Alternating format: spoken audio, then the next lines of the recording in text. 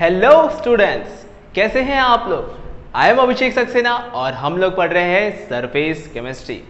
तो बच्चों, अब तक हमने कैटलिस्ट के बारे में बहुत कुछ इन्फॉर्मेशन कलेक्ट कर ली है। आज के लेक्चर में हम लोग सबसे पहले बात करते हैं सम बेसिक कैरेक्टरिस्टिक्स और some important characteristics of catalyst. मतलब कैटलिस्ट की कुछ इंपॉर्टेंट बातें जो आप लोगों को बहुत ज़्यादा अच्छे से पता होनी चाहिए, क्योंकि इसी टॉपिक पर ज़्यादातर कैटलिस्ट के क्वेश्चन घुमा फिरा के पूछे जाते हैं। ठीक है, तो टोटल अप्रोक्सीमेटली आपके नोट्स में 10 पॉइंट्स है, तो हम उनसे एक एक करके स्टार्ट करते हैं, जो कि मैंने पहला तो आपको पता ही था। तो फर्स्ट है a catalyst remain unchange and in a chemical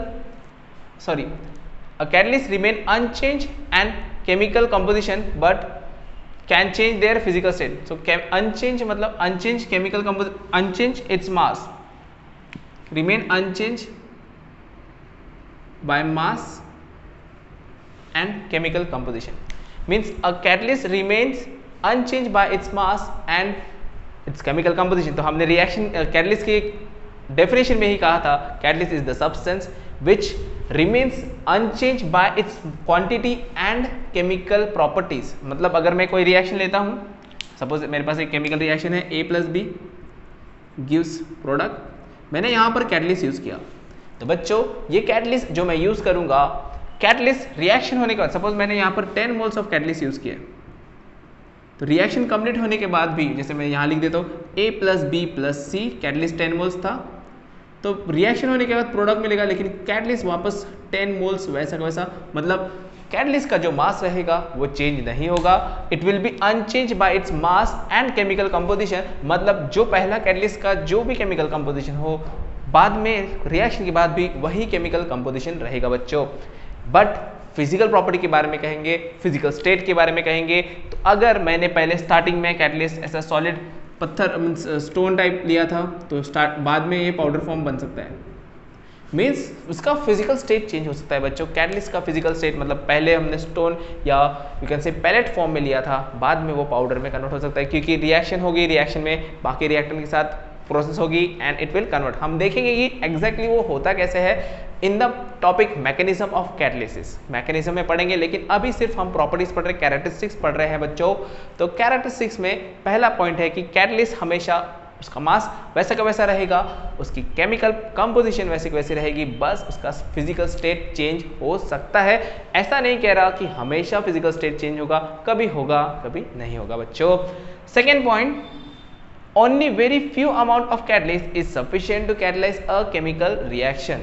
मतलब बच्चों, एक छोटी सी क्वांटिटी, अगर हम टन्स में रिएक्शन करते हैं तो हमारा जो कैटलिस्ट होता है वो केजीस में होता है। याद रखना, 100 टन्स 1000 टन्स में हम जब रिएक्शन करते हैं तब केजीस में हमारा प्रोडक्ट कैटलिस्ट होता है। मीन्स अगर मैं 1 लीटर या 1 केजी की अगर रिएक्शन करूं तो मेरा 1 to 5 ग्राम कैटलिस्ट होना चाहिए। सोचो, अगर कैटलिस्ट बहुत सारा लगेगा तो मुझे रिएक्शन के साथ, रिएक्टेंट के साथ कैटलिस्ट कितना सारा कैटलिस्ट डालना पड़ेगा और रिएक्शन कैसे पॉसिबल होगी। इसलिए it is very small amount, very few amount or small amount, we can say very small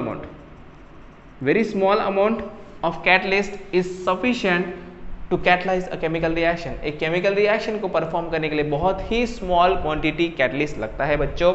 उसके बाद मैं कहूँगा catalyst does not initiate a chemical reaction. ये बात आपको ध्यान में रखनी है, do not initiate a chemical reaction. देखो बच्चों, कैटलिस्ट वही केमिकल रिएक्शन में काम करता है जो केमिकल रिएक्शन हो सकती है। तो देखो बच्चों, हमने टॉपिक्स पढ़े थे केमिकल थर्मोडायनेमिक्स। केमिकल थर्मोडायनेमिक्स ऐसा ब्रांच है जो हमें बताएगा कि रिएक्शन होगी या नहीं। तो केमिकल थर्मोडायनेमिक्स हमको बताता है कि ये रिएक्शन पॉसिबल है या नहीं पॉसिबल है, according to entropy and enthalpy and Gibbs free energy. जो भी टॉपिक्स पॉइंट्स है उसके रिलेटेड में हमें थर्मोडायनेमिक्स बताएगा कि वो रिएक्शन फिजिबल है या नहीं फिजिबल। ठीक है, उसके बाद इक्विलिब्रियम हमको बताता है कि वो रिएक्शन कहाँ तक पहुंचेगी। और ये जो कैटलिस्ट है, जो रिएक्शन पॉसिबल है उसी रिएक्शन में कैटलिसिस का काम कर सकता है। जो रिएक्शन पॉसिबल नहीं है उन रिएक्शन को कैटलिस्ट पॉसिबल नहीं कर सकता। याद रखना, थर्मोडायनेमिकली जो रिएक्शन पॉसिबल नहीं होती उन रिएक्शन को कैटलिस्ट पॉसिबल नहीं कर सकता most of the time. But latest हम लोग ट्राई करते हैं कुछ न्यू कैटलिस्ट बनाने की, जिससे हम इम्पॉसिबल रिएक्शंस भी पॉसिबल कर लेते हैं। लेकिन आपके सिलेबस के या आपके लेवल के हिसाब से हम यही कहेंगे catalyst do not initiate a chemical reaction, मतलब वो कोई रिएक्शन स्टार्ट नहीं करता। बच्चों याद रखना, अगर थर्मोडायनेमिकली पॉसिबल नहीं है तो कैटलिस्ट भी उसको पॉसिबल नहीं कर सकता। उसके बाद fourth one, when a catalyst is in solid state it is usually more efficient when used in finally powder, finally form, finally state और फाइनली डिवाइडेड फॉर्म। तो मोस्टली जितने भी सॉलिड कैटलिस्ट होते हैं बच्चों, अब देखो यहाँ का प्रॉपर्टी कैसे आएगा, हमने एड्जॉर्प्शन पढ़ा था, तो एड्जॉर्प्शन में जितना ज़्यादा सरफेस एरिया हो उतना ज़्यादा प्रोसेस फास्ट होगा। तो वैसे ही जितना ज़्यादा सरफेस अगर तोड़ देंगे, मैंने बताया था कि अगर मेरे पास एक बड़ा पार्टिकल है तो सरफेस कितना मिला, इतना सरफेस मिला। अगर मैंने इसको एक बीच से कट भी कर दिया बच्चों तो मेरे पास दो सरफेस बढ़ जाते, देखो दो सरफेस, इतना सरफेस एरिया मेरा बढ़ गया। अगर मैं इसको और कट करूंगा तो और सरफेस बढ़ेगा। जितना ज़्यादा मैं फाइनली डिवाइड करूंगा, फाइनली डिवाइड होते जाएगा, उतना ज़्यादा सरफेस एरिया बढ़ा। और हम कैटलिसिस पढ़ रहे हैं सरफेस केमिस्ट्री के अंडर, तो इतना तो आप समझ ही गए होंगे कि कैटलिस्ट में भी कोई ना कोई सरफेस का ही फेनोमेनन है, सरफेस का ही कुछ ना कुछ चक्कर है। इस वजह से सरफेस केमिस्ट्री में आया बच्चों ये topic. Okay, and fifth one, generally catalyst do not change the nature of product. इसका मतलब बच्चों कि अगर हम कोई कैटलिस्ट यूज करते हैं, अगर हम कैटलिस्ट रिएक्शन में यूज करते हैं तो कैटलिस्ट प्रोडक्ट को चेंज नहीं करता। Suppose A plus B give product, some product is there, तो कैटलिस्ट आप यूज करो, चाहे कोई भी कैटलिस्ट यूज करो, तो प्रोडक्ट चेंज नहीं होगा। बट ऐसा हमने कल के लेक्चर में देखा था कि सिलेक्टिविटी की वजह से प्रोडक्ट चेंज होते हैं। बट इंपॉर्टेंट पॉइंट एक है कि वो रिएक्टेंट्स वो प्रोडक्ट बनाते हैं, इसलिए मतलब इफ देयर इज मतलब A plus B gives product, तो ये प्रोडक्ट अगर सिर्फ ये रिएक्शन में एक ही प्रोडक्ट मिलता है तो आप कोई भी कैटलिस्ट यूज करो प्रोडक्ट चेंज नहीं होगा। बट कुछ कुछ रिएक्शंस में प्रोडक्ट 1, प्रोडक्ट 2, प्रोडक्ट 3, जैसे हमने कल की रिएक्शन में देखा था कार्बन मोनोऑक्साइड का मिथेनॉल, मीथेन, तो इस तरीके के अलग अलग प्रोडक्ट मिलते हैं। तो उन रिएक्शन में अलग अलग कैटलिस्ट से अलग अलग प्रोडक्ट मिलेगा बच्चों। लेकिन जिस रिएक्शन में इस तरीके का सिचुएशन नहीं होता उसमें it can not means catalyst do not change the nature of product. ठीक है, तो ये 5 पॉइंट हुए, इसको अच्छे से नोट कर लो और फिर हम नेक्स्ट पॉइंट देखते हैं। तो 5 पॉइंट्स हमें समझ गए हैं। अब हम आते हैं 6 पॉइंट पर। Catalyst does not change equilibrium state of a reversible chemical reaction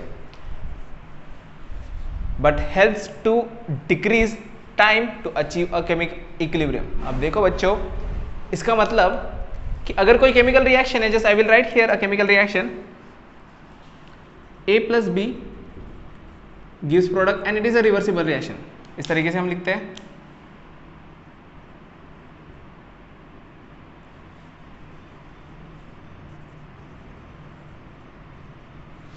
so A plus B gives product, तो A प्लस बी जब प्रोडक्ट बना रहा है और वापस P रिवर्स होके A प्लस बी बना रहा है बच्चों, या यहाँ पे C प्लस डी लिख देता हूँ मैं बिकॉज एक, ठीक है। तो क्या होगा अगर मैंने यहाँ पर कैटलिस्ट यूज कर दिया, कैटलिस्ट यूज किया, तो this catalyst will increase the rate of reaction. तो याद रखना है बच्चों, अगर कभी भी रिवर्सिबल रिएक्शन है तो catalyst which increases the rate of forward reaction, it also increases the rate of reverse reaction। जो कैटलिस्ट फॉरवर्ड रिएक्शन की रेट को बढ़ा सकता है वही कैटलिस्ट रिवर्स रेट को भी बढ़ाता है। बच्चों ध्यान में रखना है कि अगर मैंने यहाँ पर कैटलिस्ट यूज किया है तो कैटलिस्ट के साथ फॉरवर्ड रिएक्शन बढ़ती है लेकिन रिवर्स रिएक्शन भी बढ़ती है। उसको हम कैसे चेंज करते हैं वो आपका मैटर नहीं है, बट फिलहाल की कंडीशन में आपको ध्यान में रखना है कि वही कैटलिस्ट सेम जैसे हमने लिखा था कि हैबर प्रोसेस में आयरन इज अ कैटलिस्ट, तो उसकी रिवर्स प्रोसेस के लिए भी आयरन इज अ कैटलिस्ट, मतलब वही कैटलिस्ट उसकी रिवर्सिबल प्रोसेस को परफॉर्म करने में मदद करता है। तो इसका मतलब सामने जाने में भी मदद करता है, पीछे जाने में मदद करता है, मतलब इक्विलिब्रियम तो बनेगी ही। इस स्टेटमेंट या इस कैरेक्टरिस्टिक्स का मतलब ये होता है कि इक्विलिब्रियम को चेंज नहीं करता। जैसे अगर ये रिएक्शन इक्विलिब्रियम मतलब कि ये रिएक्शन सिर्फ 60% कंप्लीट होती है। कोई भी केमिकल रिएक्शन 100% कंप्लीट नहीं होती बच्चों, क्योंकि आपने केमिकल काइनेटिक्स में पढ़ा है, केमिकल इक्विलिब्रियम में पढ़ा है कि थोड़ी देर के बाद रिएक्शन रिवर्स हो जाती है। जैसे 60% कन्वर्शन होगा तो प्रोडक्ट ज़्यादा बन जाएंगे, प्रोडक्ट्स वापस इधर आ जाएंगे। तो देखो यहाँ पर मैंने यहाँ पे ग्राफ दिया हुआ है, इस पर क्वेश्चन बहुत बार पूछे जाते हैं। Here there is rate of reaction, मतलब ये रेट ऑफ रिएक्शन है, यहाँ पर टाइम। तो इनिशियल जब टाइम 0 होता है तब क्या होता है, रिएक्टेंस ज़्यादा होते हैं। तो रिएक्टेंस ज़्यादा है तो पॉजिटिव रेट ज़्यादा है, देखो rate of forward direction, positive मतलब रेट ऑफ फॉरवर्ड डायरेक्शन और ये नीचे का मतलब नेगेटिव, इक्विलिब्रियम बीच का 0 point. When the positive rate of reaction मतलब फॉरवर्ड डायरेक्शन का रेट ऑफ रिएक्शन, जैसे जैसे ज़्यादा रिएक्टेंट है, स्टार्टिंग में रिएक्टेंट ज़्यादा होते हैं तो रेट ज़्यादा है, जैसे जैसे रिएक्टेंट कम होंगे वैसे वैसे फॉरवर्ड रेट कम होते जाएगा, और जैसे जैसे प्रोडक्ट मतलब रिएक्टेंट से प्रोडक्ट बनेंगे तो इनिशियली जो रिवर्स रेट था नेगेटिव मतलब वापस बनने का, इनिशियली तो प्रोडक्ट जीरो थे, इनिशियली प्रोडक्ट जीरो थे तो प्रोडक्ट जीरो थे तो rate of reverse reaction zero था, लेकिन जैसे जैसे प्रोडक्ट बनते जाएंगे वैसे वैसे रिवर्स रिएक्शन स्टार्ट होगा। एंड एक पॉइंट आएगा कि rate of forward reaction is equals to rate of reverse reaction, जो कि हम जिसे हम इक्विलिब्रियम कहते हैं, इक्विलिब्रियम पॉइंट। समझ में आ गया? This one is this rate of reverse is equals to rate of forward. Just time देखो कि इक्विलिब्रियम आने के लिए यहाँ पर टाइम लग रहा है मुझे suppose 1 hour, without in absence of catalyst I take 1 hour, 1 hour लग रहा है मुझे इक्विलिब्रियम आने में, तो कैटलिस्ट जब मैं ऐड कर रहा हूँ तो विद इन 15 और 15 मिनट्स 15 to 20 मिनट्स हमारा इक्विलिब्रियम फॉर्म कर रहा है, मतलब कैटलिस्ट इस इक्विलिब्रियम को जल्दी पहुंचा देता है क्योंकि वो रिएक्शन के रेट को जल्दी पहुंचा देता है। क्या बात समझ में आई? वो जगह को, पोजीशन को चेंज नहीं कर रहा, इक्विलिब्रियम की लोकेशन को चेंज नहीं कर रहा, वो बस जगह पर आपको जल्दी पहुंचा रहा है, लोकेशन चेंज नहीं हो रही बच्चों, याद रखना। कैटलिस्ट लोकेशन या कोई भी गेम नहीं कर रहा, कैटलिस्ट सिर्फ स्पीड बढ़ाता है, कैटलिस्ट का काम सिर्फ स्पीड बढ़ाना है। अगर आप गाड़ी से जा रहे हो तो पीछे से कोई आपको धक्का दे दे, दैट मीन्स, या साइकिल से जा रहे हो तो गाड़ी वाले को तो धक्का देना पॉसिबल नहीं, ठीक है, साइकिल से जा रहे हो और किसी ने धक्का दे दिया तो आपकी स्पीड बढ़ जाएगी, वैसा ही कैटलिस्ट काम करता है, लेकिन आपका जो डेस्टिनेशन है वो चेंज नहीं होने वाला। अगर आपकी स्पीड भी बढ़ जाए तो भी आप अपने घर पे ही जाओगे, दूसरे के घर पे नहीं जाओगे। तो ये बात समझ में आनी चाहिए। पहला पॉइंट मैंने बताया कि जो कैटलिस्ट फॉरवर्ड रिएक्शन के लिए यूज किया जाता है वही कैटलिस्ट रिवर्स रिएक्शन में भी वही कैटलिस्ट यूज होता है। उसके बाद दूसरा पॉइंट कहा कि कैटलिस्ट कभी भी इक्विलिब्रियम शिफ्ट नहीं करता, वो बस इक्विलिब्रियम का टाइम कम कर देता है कि कम टाइम में इक्विलिब्रियम आ जाएगा। बात क्लियर हुई? उसके बाद 7 point, catalyst are generally specific in nature. तो स्पेसिफिक का मतलब कि एक पर्टिकुलर केमिकल रिएक्शन में हम एक पर्टिकुलर ही कैटलिस्ट यूज करते हैं, कोई भी केमिकल रिएक्शन में कोई भी कैटलिस्ट ऐसा मिक्स कर देंगे और रिएक्शन हो जाएगी, ऐसा नहीं है। हर एक रिएक्शन के लिए पर्टिकुलर कैटलिस्ट ही यूज करना पड़ता है, इसलिए स्पेसिफिक कहा है। 8 point, catalyst can change rate constant of a chemical reaction. अब देखो बच्चों, रेट ऑफ रिएक्शन किस पे डिपेंड करती है? रेट कांस्टेंट पे। अगर रेट कांस्टेंट चेंज हो गया तो ही तो रेट ऑफ रिएक्शन चेंज होगी। इसका मतलब जो कैटलिस्ट है it change the rate constant of a chemical reaction, वो रेट कांस्टेंट चेंज करता है। एंड रेट कांस्टेंट की डिटेल आपने केमिकल काइनेटिक्स में पढ़ी है, मैं यहाँ पर ज़्यादा डिटेल में नहीं बताऊंगा।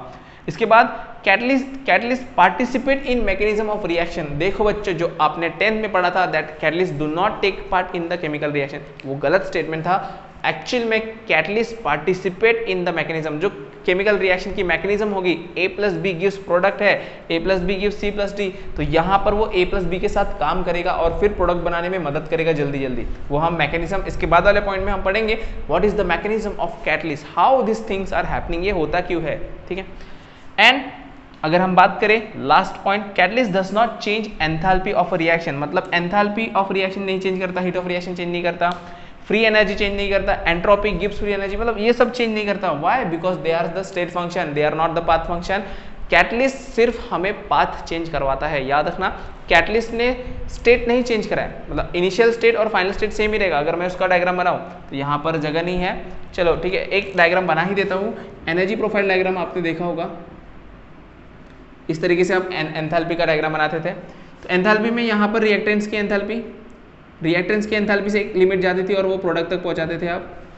अब ये मैंने प्रोडक्ट की एनर्जी हाई बनाई है, तो हाई मतलब रिएक्टेंट्स की कम है, प्रोडक्ट की हाई, तो this one is which type of reaction. आपने ये थर्मोडायनामिक्स और केमिकल काइनेटिक्स में पढ़ा है कि जब रिएक्टेंट की एनर्जी प्रोडक्ट की एनर्जी से कम हो तब उस टाइम हमें रिएक्टेंट्स को क्या करना पड़ता है, एक्स्ट्रा एनर्जी देनी पड़ती है, तो हम उस प्रोसेस को कुछ नाम देते हैं। फिलहाल वो पॉइंट नहीं है, इंपॉर्टेंट पॉइंट यहाँ पर है कि इस रिएक्टेंट को हमें इतने लेवल तक पहुंचाना पड़ता है, इसे हम कहते हैं एक्टिवेशन एनर्जी। आपने ये केमिकल काइनेटिक्स में पढ़ा है। तो ये हुआ एक्टिवेशन एनर्जी। तो ये जो पाथ है ये नॉर्मल पाथ है विदाउट कैटलिस्ट, लेकिन अगर मैं कैटलिस्ट यूज करता हूं तो कैटलिस्ट क्या करता है, इसी पाथ को, इस पहाड़ को थोड़ा छोटा कर देता है और इस एक्टिवेशन एनर्जी को, it decreases the activation energy, it decreases the activation energy. तो बच्चों याद रखना है सबसे इंपॉर्टेंट पॉइंट कि कैटलिस्ट किसी अगर कैटलिस्ट उस रेट रिएक्शन का रेट इंक्रीज कर रहा है, मतलब उस रिएक्शन का एक्टिवेशन एनर्जी कैटलिस्ट ने कम कर दिया होगा। नहीं तो कैटलिस्ट इसके पाथ पर कोई चेंज, मतलब कैटलिस्ट उसके फंक्शन पर रिएक्टेंट की एनर्जी को चेंज नहीं कर सकता, प्रोडक्ट की एनर्जी को चेंज नहीं कर सकता। तो डेल्टा ई मतलब डेल्टा एच, हीट ऑफ मतलब entropy of reactant minus entropy of product और entropy of product minus entropy of reactant change नहीं होगी, क्योंकि इनकी वैल्यू चेंज नहीं होगी। HP माइनस HR तो सेम ही रहने वाला है। डेल्टा चेंज मतलब प्रोडक्ट माइनस रिएक्टेंट, प्रोडक्ट की एंथैल्पी माइनस रिएक्टेंट की एंथैल्पी। देखो प्रोडक्ट की एंथैल्पी वहीं पर है, रिएक्टेंट की एंथैल्पी वहीं पर है, सिर्फ कैटलिस्ट ने पाथ चेंज किया। So catalyst change the mechanism of reaction, जो भी मैकेनिज्म होगी रिएक्शन की उसको चेंज कर देता है। ठीक है, तो ये पॉइंट्स आपको ध्यान में रखने हैं कैरेक्टरिस्टिक्स ऑफ कैटलिस्ट में। इसके बाद हम डिस्कस करते हैं मैकेनिज्म ऑफ कैटलिस्ट और मैकेनिज्म ऑफ कैटलिसिस रिएक्शन। तो ठीक है, उससे पहले आप इसको नोट कर लो बच्चों। तो हम लोगों ने अब कैरेक्टरिस्टिक्स पढ़ लिए। कैरेक्टरिस्टिक्स के बाद अब हम समझते हैं कि एग्जैक्टली कैटलिसिस में होता क्या है। एक्चुअली कैटलिसिस में होता क्या है एग्जैक्टली अब तक हमें क्लियरली नहीं पता। जितना हमें समझ में आया है, हम एक्सपेरिमेंटेशन करते हैं, जो डाटा हमें मिल रहा है उससे हमें जो समझ में आया उससे कुछ साइंटिस्ट लोगों ने थेरीज दी है, उन थेरीज के बारे में बात करते हैं। टोटल हम 3 थेरीज की बात करेंगे। सबसे पहली थेरी, एक्चुअली 2 ही थेरीज के बारे में, तीसरी देखते हैं। First theory intermediate compound formation theory. Intermediate compound formation theory मतलब अब इस थेरी में ऐसा बताया गया है कि कोई भी कैटलिस्ट है तो कैटलिस्ट क्या करता है, रिएक्टेंट के साथ एक इंटरमीडिएट बना देता है और रिएक्शन को स्पीड बढ़ा देता है। एग्जांपल मतलब मैं समझाता हूँ यहाँ पर एक रिएक्शन से कि मेरे पास A है, A प्लस बी, ये हमारा प्रोडक्ट बनाता है P। क्या बनाता है? Product P। नॉर्मल कंडीशन की बात करो तो इससे बहुत टाइम लगेगा, इससे थोड़ा ज़्यादा टाइम लगेगा, बट मैं क्या करता हूँ कि इसी में अगर मैं कैटलिस्ट ऐड कर दूँ तो ये कैटलिस्ट क्या करता है, इस रिएक्शन के रेट को बढ़ा देता है और टाइम कम लगता है। तो ऐसा क्या किया इस कैटलिस्ट ने कि रिएक्शन की रेट बढ़ गई बच्चों। तो जो ये इंटरमीडिएट कंपाउंड फॉर्मेशन थ्योरी है ये कहती है कि ए ने क्या किया कि सी के साथ रिएक्शन की। सबसे पहले स्टेप 1, ये जो रिएक्शन मैंने लिखा है ये रिएक्शन स्टेप्स में हुई, मल्टी स्टेप रिएक्शन। पहले क्या हुआ कि ये ए इस कैटलिस्ट के साथ रिएक्ट हुआ और इसने कोई एक इंटरमीडिएट बनाया, इसे हम कहते हैं इंटरमीडिएट, और इंटरमीडिएट कंपाउंड। तो इंटरमीडिएट बना और ये जो इंटरमीडिएट है ये रिएक्शन इंटरमीडिएट इतना ज़्यादा रिएक्टिव है कि इस इंटरमीडिएट ने बी के साथ रिएक्शन किया और ये बहुत फास्ट हो गई reaction, fastly it forms product. अगर मैं इसको ग्राफिकल रिप्रेजेंट करूँ तो देखो बच्चों, नॉर्मल कंडीशन जैसे केमिकल कैंडिस में कहा था मैंने कि this is energy, this is you can से टाइम और रिएक्शन कोऑर्डिनेट। हम रिएक्शन कोऑर्डिनेट आपने ये केमिकल काइनेटिक्स में पढ़ा है कि रिएक्टेंट्स की एनर्जी है यहाँ पर, सपोज प्रोडक्ट की एनर्जी है यहाँ पर, तो ऐसा ग्राफ जाएगा। इतना एक्टिवेशन एनर्जी, कितना एक्टिवेशन एनर्जी लग रहा है हमें, this much activation energy EA1। ये विदाउट कैटलिस्ट हुआ, this is without catalyst. But अगर मैं कैटलिस्ट यूज करता हूँ तो यहाँ पर इंटरमीडिएट बन रहा है जो कि जल्दी बन जाता है, मतलब इंटरमीडिएट थोड़ा इजीली बन जाता है। और देखो सिर्फ इतनी ही activation energy for catalyst. Why this happen? Because here there is formation of intermediate, कि यहाँ पर एक इंटरमीडिएट फॉर्म हुआ जो इस प्रोसेस की जगह ये इंटरमीडिएट जल्दी फॉर्म होता है। कैटलिस्ट ने ए के साथ रिएक्शन की और कैटलिस्ट रिएक्ट करके एक इंटरमीडिएट फॉर्म करता है और ये जो इंटरमीडिएट है अनस्टेबल होता है और ये बी के साथ रिएक्ट करके फास्ट रिएक्शन प्रोडक्ट बना देता है। क्या बात समझ में आ रही है? देखो हमने 10th तक पढ़ा था कि catalyst do not take part in chemical reaction, लेकिन आज हम पढ़ रहे हैं बच्चों कि catalyst actually do take part in the chemical reaction. मतलब कैटलिस्ट अपने रिएक्टेंट्स के साथ रिएक्ट होता है, लेकिन रिएक्ट होने के बाद इंटरमीडिएट बनाता है, इंटरमीडिएट के साथ दूसरी रिएक्टेंट के साथ रिएक्ट करने के बाद वो प्रोडक्ट तो बनता है, लेकिन प्रोडक्ट के साथ में हमारा कैटलिस्ट वापस बाहर भी आ जाता है। मतलब रिएक्शन की स्टार्टिंग में हमारे पास जो कैटलिस्ट हमने लिया था, रिएक्शन होने के बाद वो कैटलिस्ट वैसा का वैसा बाहर मिल जाता है। इसलिए इस प्रोसेस मतलब इस कैटलिस्ट को हम बोलते हैं कि catalyst do not get consume in the chemical reaction, और उसका मास स्टार्टिंग और एंडिंग में सेम होता है, उसके केमिकल कंपोजिशन भी स्टार्टिंग और एंडिंग में सेम होता है। तो ये बेसिक एक मेथड बताया मैंने कि इंटरमीडिएट फॉर्म हो गया, मतलब ए ने रिएक्ट किया कैटलिस्ट के साथ, इंटरमीडिएट फॉर्म हुआ और इंटरमीडिएट बी के साथ रिएक्ट किया। दैट्स ऑल इस इंटरमीडिएट प्रोसेस में। अगर मैं सेकेंड प्रोसेस की बात करूँ, adsorption process, second process, this one is first process, second process is adsorption theory.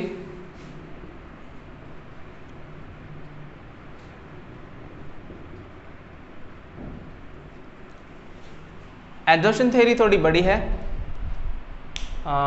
तो ठीक है, पहले इसको नोट कर लो। इसमें ऐसा ज़्यादा कुछ नहीं है, बट ये इंपॉर्टेंट ध्यान में रखना है, इंटरमीडिएट फॉर्मेशन कैसे होता है। ठीक है, इसको नोट कर लो, फिर मैं एड्जॉर्प्शन थ्योरी बोलता हूँ बच्चों। तो ये एड्जॉर्प्शन थ्योरी में देखो, catalyst is a surface active substance. याद रखना, हम कैटलिस्ट ऐसे ही सब्सटेंस को यूज करते हैं जिसकी एड्जॉर्प्शन करने की कैपेसिटी बहुत अच्छी हो। एड्जॉर्प्शन का मतलब हमने समझा है जो सरफेस फेनोमेनन है अंदर एब्जॉर्ब नहीं होगा, एड्जॉर्ब होगा। तो देखो यहाँ पर एड्जॉर्प्शन थ्योरी का क्या कहना है कि अगर हम कोई कैटलिस्ट लेते हैं, देखो अगर एक कंटेनर है मेरे पास, इसमें मैं रिएक्टेंट ए ले लेता हूँ, डॉट, सपोज ब्लैक डॉट मेरे ए है, reactant A, this are A, and blue dot से मैं रिएक्टेंट बी बना देता हूँ।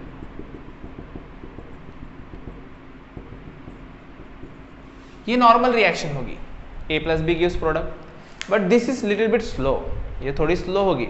बट अगर इसी की जगह पर मैं क्या करता हूँ कि यहाँ पर मैं एक कैटलिस्ट ऐड कर देता हूँ, सपोज मैंने हेट्रोजेनियस कैटलिस्ट ऐड कर दिया, तो ये हेट्रोजेनियस कैटलिस्ट क्या करेगा बच्चों, उसकी प्रॉपर्टी रहेगी एड्जॉर्प्शन की। तो एड्जॉर्प्शन की वजह से क्या करेगा, ये जितने भी पार्टिकल्स है, देखो मैं थोड़ा सा यहाँ पे बना देता हूँ सरफेस, तो ए के पार्टिकल है, ए के पार्टिकल इसके सरफेस पर आके एब्जॉर्ब होंगे, इस तरीके से ए के पार्टिकल एब्जॉर्ब होंगे इसके सरफेस पर। यू नो एब्जॉर्प्शन कि सरफेस पर पार्टिकल्स एब्जॉर्ब होते हैं, वैसे ही बी के पार्टिकल्स भी इस तरीके से आएंगे और बी के पार्टिकल यहाँ पे एब्जॉर्ब होंगे, बी के पार्टिकल एब्जॉर्ब होंगे इस तरीके से सरफेस पे, कुछ यहाँ पर होंगे कुछ अलग, इस तरीके से बी और ए के पार्टिकल्स एब्जॉर्ब होंगे। तो यहाँ पर कॉन्सेंट्रेशन बढ़ जाएगा, increases the concentration,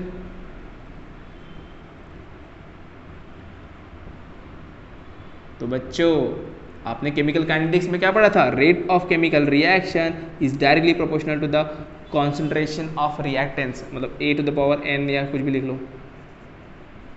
rate of reaction is directly proportional to the concentration of reactant. और देखो अगर मैं कैटलिस्ट नहीं यूज करता तो इस तरीके से पार्टिकल सरफेस पे जमा नहीं होंगे और इन्हें मिक्स होने में या फिर पास आने में थोड़ा टाइम लग सकता है, लेकिन मैंने कैटलिस्ट यूज किया तो कैटलिस्ट के सरफेस पर पार्टिकल एब्जॉर्ब होंगे। जैसे ही वो एब्जॉर्ब हो रहे हैं तो ए और बी की कॉन्सेंट्रेशन बढ़ते जा रहा है, तो ए और बी का रिएक्शन भी होगा। एक पॉइंट तो यहाँ पर है कि increases the concentration eight the surface, पहला पॉइंट। दूसरा देखो कि absorption is an exothermic process, absorption is an exothermic process, ये हम पढ़ चुके हैं कि जब एब्जॉर्प्शन होगा इसमें से हीट रिलीज होगी बच्चों। तो जो हीट रिलीज होगी ये हीट एनर्जी, जो हीट एक्सोथर्मिक, जो हीट बाहर निकल रही है वो हीट इस रिएक्शन के एक्टिवेशन एनर्जी की काम आएगी। This energy is utilize as activation energy. और हमें पता है कि कोई भी रिएक्शन कंप्लीट होने के लिए एक्टिवेशन एनर्जी रिक्वायर्ड होती है। रिएक्टेंट को प्रोडक्ट में कन्वर्ट होने के लिए एक एक्टिव एनर्जी का पाथ चेंज करना पड़ता है। अभी हमने ग्राफ बनाया, फिर से नहीं बनाऊंगा, 2 बार हो गया है बनाकर अभी आज के वीडियो में।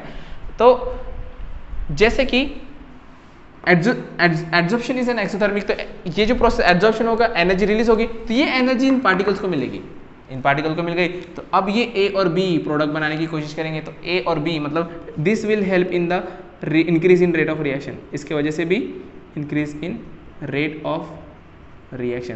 पहला पॉइंट क्या याद रखना है कि एब्जॉर्प्शन होने की वजह से सरफेस पर कॉन्सेंट्रेशन बढ़ जाएगा। किसका कॉन्सेंट्रेशन बच्चों? रिएक्टेंट का कॉन्सेंट्रेशन बढ़ जाएगा। दूसरा पॉइंट है कि absorption is an exothermic process, इसकी वजह से पार्टिकल्स पर ज़्यादा से ज़्यादा पार्टिकल्स जमा होंगे सरफेस पर, एंड एब्जॉर्प्शन होगा तो हीट रिलीज होगी और यही एनर्जी हमारे रिएक्शन के लिए यूटिलाइज हो जाएगी। क्लियर है? अगेन इस एब्जॉर्प्शन थ्योरी को थोड़ा सा मॉडिफाई करके मॉडर्न थ्योरी में बोला जाता है, कभी कभी इसको मॉडर्न थ्योरी भी कहा जाता है।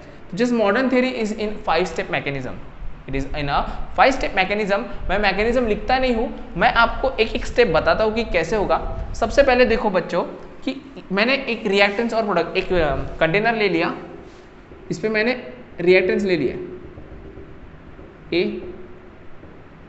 दूसरा रिएक्टेंट ले लिया बी,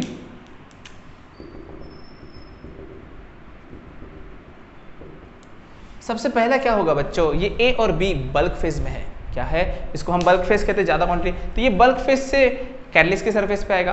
तो ट्रांसफर, सबसे पहला स्टेप है transfer of reactance from bulk phase to surface of catalyst। Catalyst के सरफेस पर आ जाएंगे वो। अब कैटलिस्ट के सरफेस पे आएंगे बच्चों, तो कैटलिस्ट के सरफेस के पास आने के बाद वो अब देखो बोलोगे सर कैटलिस्ट के सरफेस पे आते क्यों है, तो हमने एड्जॉर्प्शन में देखा था रीजन कि surface is having more energy. Surface दूसरे पार्टिकल को अपने सरफेस पर एब्सॉर्ब करने की कोशिश करता है, हम वैसा ही कैटलिस्ट यूज करेंगे जो एड्जॉर्प्शन कर सके बच्चों। सेकेंड पॉइंट क्या होगा फिर, adsorption. So reactance adsorb on surface, surface पे एड्जॉर्ब होंगे। अब वो जब सरफेस पे एड्जॉर्ब होंगे इस तरीके से, तो एड्जॉर्ब होने के बाद वहाँ पे ए के भी पार्टिकल आएंगे, बी के भी पार्टिकल आएंगे, उन्हें एनर्जी मिलेगी। अब ये ए बी जब पास में आ रहे हैं, इनके बीच में एक फोर्स ऑफ अट्रैक्शन आएगा, there will be created a force of attraction, तो there will be formation of intermediate और फॉर्मेशन ऑफ हम डायरेक्टली लिख लेते हैं formation of product at the surface. मतलब सरफेस पे कैटलिस्ट के सरफेस पर प्रोडक्ट बन जाएगा बच्चों, और कैटलिस्ट के सरफेस पे प्रोडक्ट बन जाता है, तो जैसे ही प्रोडक्ट बनेगा वैसे ही वो प्रोडक्ट डिसॉल्व हो जाएगा। तो डिसॉल्व का मतलब भी पता है, this product dissolve from the surface, और फाइनली ये डिसॉर्प्शन होने के बाद वो पार्टिकल यहाँ से डिसॉल्व होगा, और डिसॉल्व होने के बाद देखो बाहर निकलने के बाद वो बल्क में चले जाएगा, बाहर अपने रिएक्शन मिक्सचर में चलेगा। This product transfer to bulk phase, मतलब जो भी हमारा रिएक्शन मिक्सचर है उस रिएक्शन मिक्सचर में वो ट्रांसफर हो जाएगा। तो इस तरीके से 5 स्टेप मैकेनिज्म में हम इस एड्जॉर्प्शन थ्योरी को बोलते हैं। क्या बताया बच्चों मैंने, सबसे पहला कोई भी रिएक्शन मिक्सचर है ए और बी, तो मैंने कैटलिस्ट डाल दिया, ए और बी क्या करेंगे, बल्क फेज से कैटलिस्ट के सरफेस पर आएंगे, सरफेस पे आने के बाद इनके बीच में फोर्स ऑफ अट्रैक्शन आएगा, फोर्स ऑफ अट्रैक्शन की वजह से इनमें एक इंटरमीडिएट मतलब इंटरमीडिएट कॉन्सेप्ट भी यहाँ पे लगता है कि ए और बी के बीच में इंटरमीडिएट बनेगा, इंटरमीडिएट बनने के बाद इनका प्रोडक्ट बनेगा, और जैसे ही प्रोडक्ट बनेगा वो प्रोडक्ट इस कैटलिस्ट के सरफेस से डिसॉल्व हो जाएगा। अब यहाँ पर खाली जगह बचेगी और खाली जगह पे नए रिएक्टेंट्स आएंगे, और ये प्रोसेस चलती रहेगी, और कैटलिस्ट को कुछ नहीं होगा, कैटलिस्ट वैसा का वैसा ही रहेगा। बात समझ में आई? तो ये है हमारा adsorption theory, adsorption mechanism. So this one is about the mechanism of catalysis. अगर आपको मैकेनिज्म ऑफ कैटलिसिस डिटेल में पढ़ना है तो फिलहाल आपके सिलेबस में इससे ज़्यादा डिटेल मैकेनिज्म पर नहीं है, क्वेश्चन भी नहीं आते, तो इससे ज़्यादा डिटेल जानकर कुछ मतलब कोई फायदा नहीं है। तो stick to the point, stick to the syllabus, इतना ही हम पढ़ते हैं। और अब ठीक है, इस वीडियो को मैं यहीं पर स्टॉप करता हूँ, लेकिन जाने से पहले आपसे कहूँगा कि इस वीडियो को लाइक कर दो, शेयर कर दो एंड सब्सक्राइब करना मत भूलना। इस चैनल को सब्सक्राइब करना कंपलसरी है, नहीं तो मैं नेक्स्ट वीडियो नहीं डालूंगा बच्चों। ठीक है, तो हम नेक्स्ट वीडियो में मिलते हैं, जस्ट इस पॉइंट को, कैटलिस्ट को खत्म कर दे, सरफेस केमिस्ट्री को खत्म करने के लिए। ठीक है, तो मिलते हैं नेक्स्ट वीडियो में।